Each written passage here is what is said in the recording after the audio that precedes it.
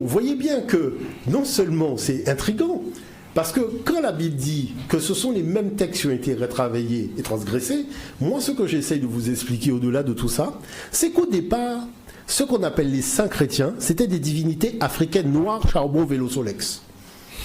Il faut être très clair, vous voyez l'affaire.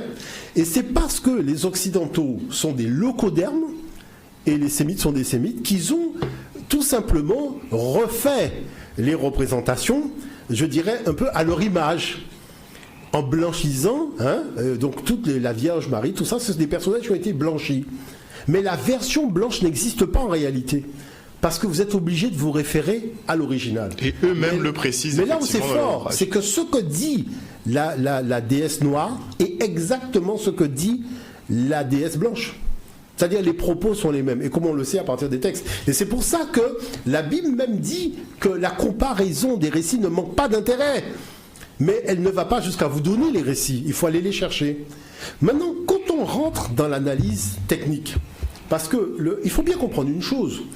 Nous, on est dans une analyse qui est scientifique, c'est-à-dire une analyse technique, une analyse historiographique. À partir du moment où vous êtes sérieux, c'est-à-dire, je ne parle pas de gens qui sont dans la fantaisie ou dans la fable, c'est-à-dire que vous êtes sérieux et que vous analysez le texte par rapport à la chronologie historique et aux faits scientifiques, vous vous rendez bien compte que ce qu'on essaye de vous dire ne tient pas face à la démonstration scientifique. Et je voudrais prendre un exemple, Thomas Romer. Thomas Romer, donc ce serait bien de prendre le temps de l'écouter. Thomas Romer, c'est le spécialiste de l'enseignement théologique à l'université de Lausanne, et c'est lui qui enseigne donc l'Ancien Testament, mais la particularité qu'il a, c'est qu'il maîtrise l'écriture hébraïque.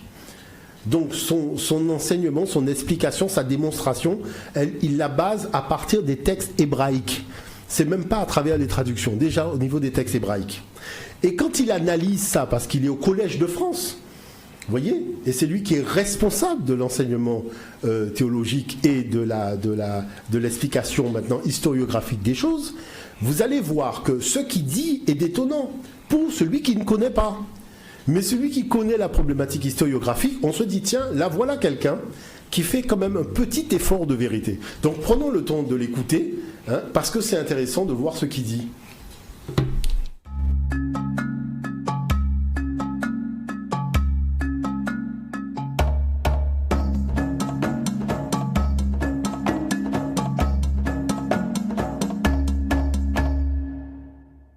Bonjour Thomas Romer. Bonjour. Vous êtes titulaire de la chaire Milieu biblique et votre approche de ce texte est avant tout historique, critique, laïque.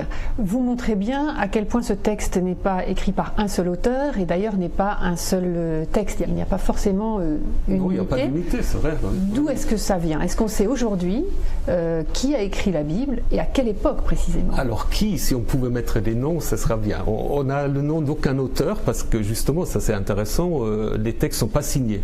Il y a des textes de l'Antiquité qui sont signés, c'est tous des textes anonymes en fait, et puis les auteurs, ou il faudrait plutôt dire des rédacteurs, parce qu'il n'y a pas vraiment à l'origine quelqu'un qui invente un texte, souvent ça vient des traditions orales, donc on peut retracer ce chemin, parce que là on a les méthodes, on peut comparer.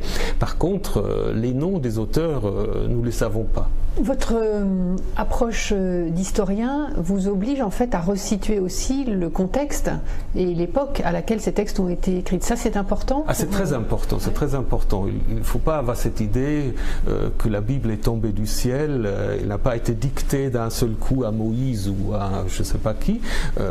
Justement, la Bible s'est constituée très lentement dans des situations historiques précises.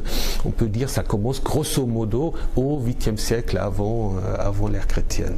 C'est-à-dire, qu'est-ce qui se passe à ce moment-là? Alors à ce moment-là, vous avez deux royaumes. Vous avez le royaume d'Israël dans le nord, dont la capitale est Samarie, et pas Jérusalem, puisque Jérusalem, c'est la capitale d'un petit royaume qui s'appelle le royaume de Juda. Donc c'est pas encore le royaume d'Israël. Et à ce moment-là, ces deux royaumes se trouvent en fait sous domination assyrienne. C'est clair qu'il y a une sorte de réaction à cette présence assyrienne qui fait qu'on a les premières annales, qu'on a aussi des textes textes qui reprennent les lois assyriennes, on a des textes qui sont construits comme des traités de vassalité assyriens. Donc, d'une certaine manière, on peut même dire que ce sont les Assyriens qui sont à l'origine de la Bible. En quoi les manuscrits trouvés à Qumran en 1947 ont bouleversé en fait l'approche de la Bible, du texte? Parce qu'apparemment, sur le plan archéologique, c'était majeur cette découverte. Ah, mais tout à fait. Je pense que c'est une des plus grandes découvertes en sciences bibliques qu'on a eues. Parce qu'avant Qumran, en fait, on avait presque pas de manuscrits avant le Moyen-Âge.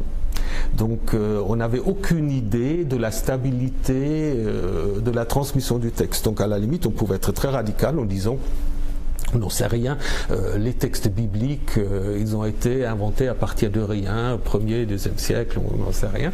Et puis Qumran a montré quand même qu'au 2e siècle, au moins avant l'ère chrétienne, il y avait une grande partie des textes, presque tous les textes bibliques sont présents à Qumran par des fragments, pas des rouleaux entiers.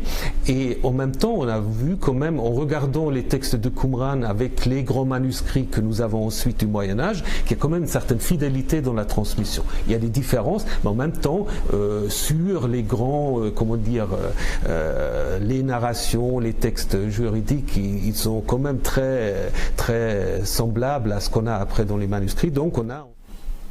Voilà, donc je dirais c'est très intéressant ce que dit Thomas Romer, parce que là on rentre véritablement dans le fond des choses. En ce qui concerne nos textes qui ont été plagiés, je peux vous dire qui les a écrits.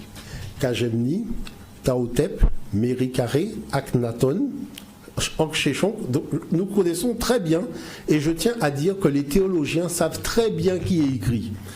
Parce que les théologiens même ont fait un ouvrage dans lequel ils ont mis, et je l'avais montré lors d'une émission précédente, ils ont mis les papyrus d'Amenémopé, donc Amenhotep, et les textes bibliques qui correspondaient à la copie de ces papyrus-là. Donc ça veut dire qu'ils savent. Voyez ? Donc maintenant, on prend le texte d'Amenhotep, on donne donc un autre nom et on l'affecte à quelqu'un dans la Bible, et on se rend compte qu'à la date où on a placé ce personnage-là, il raconte des faits qui émanent de rois qui ne sont même pas encore nés. Donc ça veut dire que l'auteur qui a rédigé connaissait le roi, mais la personne qui a vécu là ne pouvait pas connaître le roi parce qu'il n'est pas encore né. Donc c'est ça qui amène Thomas Romer à dire finalement, on ne sait pas qui a écrit. Parce qu'il y a beaucoup d'anachronismes, vous comprenez le problème ? Bon. Maintenant, vous comprenez bien que Thomas Romer ne veut pas réinstaller l'Afrique, parce qu'il ne faut pas oublier que les Sémites sont installés sur un territoire égyptien, c'est-à-dire que Canaan appartient à Pharaon. Il ne faut pas l'oublier. Et que quand on a fait des fouilles, des milliers d'années avant l'arrivée des Hébreux, enfin l'arrivée des Sémites et compagnie, leur installation, on trouve déjà des vestiges qui remontent à avant Narmer, le fondateur, c'est-à-dire Narmer qui a fondé l'Égypte antique en moins 3200. Avant Narmer, on retrouve déjà des palais égyptiens à Canaan. Donc c'est pour vous, et c'est des Français qui ont fait aussi les fouilles. Donc on a les documents. Le Figaro a fait une page sur les fouilles réalisées dans la bande de Gaza. Les gens n'ont qu'à taper bande de Gaza fouilles, ils verront que le Figaro en a parlé. D'accord. Maintenant, lorsqu'il parle des Assyriens, il faut savoir que tous les peuples de Mésopotamie ont copié et recopié la tradition des Noirs élamites. Ce sont les Élamites qui ont inventé le droit, ce sont les Élamites qui ont inventé l'écriture, donc l'écriture cunéiforme, et ce sont les Élamites qui ont élaboré les textes qu'ils vont tous recopier, c'est-à-dire les Akkadiens, les Babyloniens, les Assyriens, ils vont tous reprendre les mêmes textes des Élamites puisqu'ils n'ont pas de texte. Vous voyez l'affaire ? Et c'est pour ça que Thomas Romer, ça lui donne l'impression que, en fait, c'est par cette courroie de transmission assyrienne qu'on se retrouve avec le texte de la Genèse. Pourquoi il dit ça ? Parce que dans le texte des Élamites, il y a une divinité qui s'appelle Niursag, vous voyez, avec Enki, et comme le péché originel est commis par un homme, il appelle sa femme au secours, et sa femme va sortir de sa côte. Vous voyez, donc ce qu'on appelle Ti, celle qui donne la vie. C'est le plus ancien texte racontant qu'une femme est sortie de la côte d'un homme. Mais sauf que cette femme qui sort de la côte d'un homme, ce sont des divinités. Est-ce que vous voyez l'affaire? Donc, ce texte-là, qui est bâti dans une situation élamite matriarcale, où la faute dans le pays imaginaire du début n'est pas commise par la femme, elle est commise par l'homme, va être recyclée par les patriarcaux quand ils vont commencer à s'organiser en royaume politique, pour devenir la faute est commise par la femme et pas par l'homme. Donc vous voyez bien que la tradition de départ nomade ou matriarcale influe beaucoup sur non seulement la constitution des relations sociales, mais aussi l'appréciation qu'on va porter. Et c'est ça que la Bible appelle retravailler son texte en fonction de sa culture. C'est-à-dire tu prends un texte où tu as l'égalité homme-femme, mais comme c'est pas ta culture, tu vas le réécrire en organisant l'inégalité homme-femme, en faisant croire aux jeunes que Dieu a créé la femme de la côte d'un homme, alors que les hommes ont toutes leurs côtes des deux côtés. Vous voyez, si encore l'homme avait une cote en moins quelque part, on aurait pu cautionner ce texte qui n'a ni queue ni tête. Mais tout le monde voit bien que l'homme a le même nombre de côtes de côté. Alors on va vous dire, oui, il a fait repousser la côte. Vous voyez, puisque comme on est dans le fantasmagorique et qu'on raconte n'importe quoi, donc naturellement, ce genre de texte, c'est la porte ouverte au n'importe quoi. Mais sauf que quand vous commencez à regarder les textes anciens, il n'y a pas ce genre de délire. C'est-à-dire que les textes n'ouvrent pas la porte à du délire imaginaire. Parce que les choses sont carrées. C'est fondé sur la sagesse et l'harmonie. Donc il y a un côté vraiment très réglementé. Maintenant, qu'est-ce qu'on constate? On constate que le corpus vient du fin fond de l'Afrique. Vous savez que là où l'homme est né, les ancêtres ont appelé cette terre-là Tanétière. Tanétière, ça veut dire la terre sainte. Et l'homme n'a pas cherché à faire un Dieu descendre du ciel. Il s'est dit simplement que si tout ce qu'il y a sur terre a un créateur, en étudiant simplement le fonctionnement de ce qu'il a créé, on arrivera à comprendre ses valeurs axiologiques. Et c'est cette étude-là qui leur a permis de comprendre ça. Maintenant, quand les autres peuples ont vu qu'il y avait une avance théologique de l'Afrique, on a transformé la tradition africaine en animisme. Mais regardez la supercherie. L'animisme, c'est quoi? C'est considérer que dans un arbre ou dans un cours d'eau, voyez, vous avez la présence du divin. Mais la question, c'est qui a créé l'arbre et qui a créé le cours d'eau? C'est pas le divin, c'est pas Dieu. Donc c'est même ridicule d'aborder la chose sur cet angle-là, puisque l'arbre même, c'est le fruit de la création, et la création, c'est le fruit de l'œuvre divine. Est-ce que vous voyez la chose? Et c'est pour ça que, si vous prenez Totem et Tabou, écrit par Sigmund Freud a dit dans Totem et Tabou que le système religieux le plus puissant, le plus valable scientifiquement parlant, c'est l'animisme.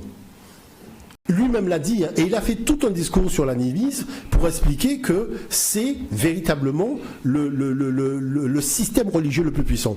Sauf que quand nous avons analysé les choses à l'école dioppienne, véritablement, parce que jusque-là, ce sont les étrangers qui parlent de nous, mais nous, on n'a pas encore ouvert vraiment la parole pour dire, mais voilà en fait comment nous percevons les choses. En fait, on s'aperçoit que nous, on n'est ni monothéiste, ni polythéiste, on est dans une forme de mono-origénisme. C'est-à-dire, c'est quoi le mono-origénisme? C'est-à-dire de considérer qu'au départ, il y a eu un créateur qui s'est démultiplié dans tous les éléments de sa création. Et comme chaque création a une forme de vie qui émane de lui-même et qu'il est l'animateur de toutes les formes de vie, donc chaque forme de vie étant reliée à sa vie première, c'est ce qu'on appelle la théorie de l'un qui est devenue multiple, et la somme du multiple n'est que l'un. C'est-à-dire, si on prend la totalité de tout ce que Dieu a créé, ça égale Dieu. Vous voyez ce que je veux dire par là? Et c'est à partir de ce moment-là que comme il y a sa force ontologique dans toutes les composantes de la création, eh ben, tout simplement, il n'y a pas une voie pour aller vers lui, mais il y a autant de voies qu'il y a de choses qui ont été créées par lui. Vous voyez l'affaire? Et ce genre de conception est difficile à percevoir pour ceux qui organisent la binarité. Ça veut dire la binarité, c'est quoi? S'il y a le bien, il y a le mal. Donc quand il déclare « moi je suis le bien », forcément toi tu es le mal, même si tu lui as rien fait. Il ne te connaît pas, c'est la première fois qu'il te voit, mais il déclare qu'il est le bien. Toi, tu lui as rien fait, tu sais même pas d'où il vient, et tu fais que voir qu'il te met en joue sur un fusil, il t'abat parce que tu es le mal. Vous voyez bien que ce genre de vision n'a entraîné que des dérèglements dans l'histoire de l'humanité. Maintenant, dans la tradition africaine, la chose est beaucoup plus complexe que ça. La chose, elle est complexe. Pourquoi? Parce que le mal n'a pas d'intérêt à tuer le bien. Pourquoi? Parce que si le mal tue le bien, le mal, c'est tuer lui-même. Parce que qu'est-ce qui permet au mal de savoir qu'il est le mal? C'est le bien. En absence du bien, le mal ne sait plus quelle est sa valeur. Donc c'est pour ça qu'on rentre dans un territoire de réflexion qui s'appelle la complexité. C'est-à-dire que le mal a besoin du bien pour révéler qu'il est le mal, comme le bien a besoin du mal pour révéler qu'il est le bien. Mais l'un n'a pas l'intérêt à supprimer l'autre, parce que supprimer l'autre revient à se supprimer lui-même. Vous voyez ce que je veux dire par là? Et c'est là qu'on est dans le territoire de la complexité dans la réflexion. Et la chose après, c'est que c'est une ouverture scientifique. Et c'est ça qu'il faut véritablement comprendre. Donc, la chose, c'est que quand Thomas Romer parle, il aborde le phénomène sous le volet de la branche purement mésopotamienne. Mais il y avait la branche africaine, pour laquelle on a beaucoup plus de documents qu'il ne peut pas ignorer. Mais là, il y a un parti pris géopolitique qu'on peut arriver à comprendre. Mais pour ce qu'il a dit déjà, ça permet d'avancer dans la réflexion et de comprendre un certain nombre de choses. Maintenant, il y avait un deuxième document que j'ai amené, qui est assez intéressant dans la façon dont le chercheur analyse la problématique historique. Ça vaut le coup de le regarder. On y va. La croyance en l'au-delà ne s'est pas seulement propagée à la nouvelle classe moyenne émergente. De l'avis de certains experts, le livre des morts est même allé jusqu'à influencer les textes sacrés juifs et chrétiens. La vision de l'au-delà des premiers chrétiens était en grande partie issue de l'Égypte antique. C'est d'ailleurs logique, parce que la plupart des pères de l'Église chrétienne étaient égyptiens de naissance.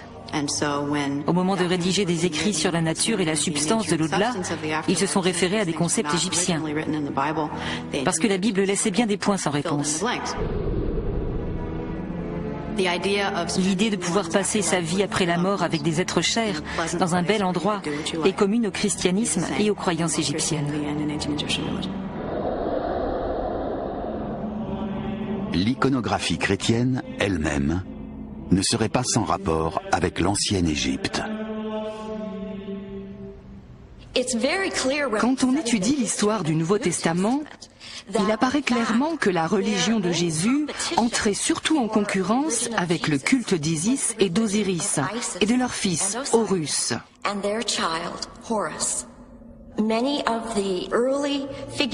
Beaucoup des premières représentations de la Vierge Marie avec l'enfant Jésus sur ses genoux sont inspirées de statues d'Isis portant le pharaon, son fils symbolique. L'un des premiers à remarquer cette corrélation n'est autre qu'Ernest Wallis Budge.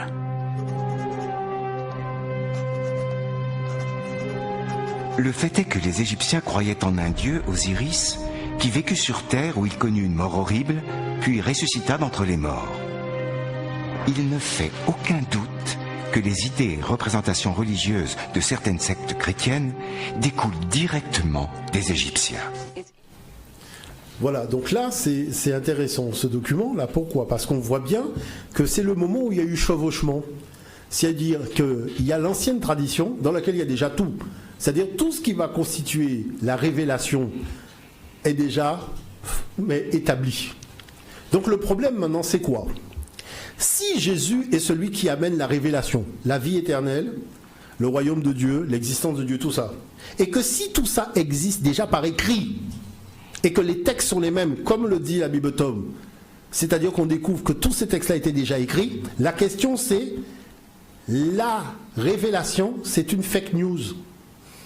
Vous comprenez ce que je vous dis par là? Parce que révéler, c'est annoncer ce qui n'existait pas. Maintenant, la question, c'est qu'est-ce qui n'existait pas dans la révélation? Parce qu'il y a beaucoup de choses, même que la révélation a oubliées, et qu'elle n'a pas dit, à commencer par le fait qu'il y avait 42 commandements et pas 10. Vous voyez l'affaire? Et il y a beaucoup de choses qui ont été oubliées, et on voit bien qu'en fait, ces gens, c'est le moment où les Occidentaux ont découvert cette tradition. Vous voyez l'affaire? Et qu'ils ont fait cette tradition, leur tradition, qu'ils ont placé à ce moment-là un repère historique disant que nous arrivons et nous entrons dans l'histoire à ce moment-là. Vous voyez? Parce qu'on a fondé notre unité, parce que jusqu'à présent, les cités grecques étaient organisées en clans. Chaque cité avait sa divinité. C'était le polythéisme grec, le polythéisme romain.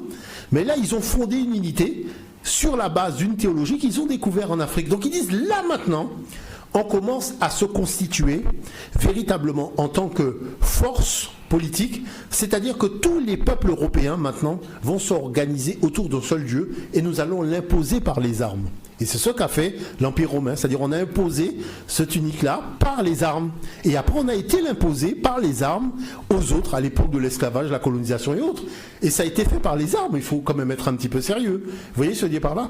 Donc maintenant le problème de fond, c'est que ce qui a été accompli par les armes ne peut pas avoir été accompli pour Dieu. Là, il y a un petit problème qui passe pas. Vous voyez l'affaire? Parce que ça veut dire que nous allons légitimer l'aliénation culturelle, l'escroquerie, le mensonge et le brigandage organisé. Vous voyez, c'est-à-dire par là, c'est là où il faut se fixer des limites. Et je pense que la chose, c'est que nous respectons les cultures de tout le monde. On va respecter la tradition de l'Indien, on va respecter la tradition de l'Européen, on va respecter la tradition de tout le monde, mais on aimerait que tout le monde respecte aussi la tradition africaine. Vous voyez, c'est-à-dire qui est la maman qui a donné naissance à toutes les traditions. Et que si la maman n'était pas là, il n'y aurait pas eu les enfants. Vous voyez? Donc il faut apprendre aussi à respecter l'Africain, et il faut que l'Africain aussi, sur le plan de la spiritualité, de la théologie, apprenne à se respecter. Et c'est ça, je dirais, c'est là où commence le début d'une nouvelle ère d'échange dans les rapports Nord-Sud. Merci beaucoup Jean-Philippe Omotunde, en tout cas pour cette intervention encore une fois ce soir. On se retrouve très prochainement pour la suite de ces analyses. On va parler aussi de géopolitique actuelle parce que ça bouge beaucoup du côté de l'Afrique en ce moment.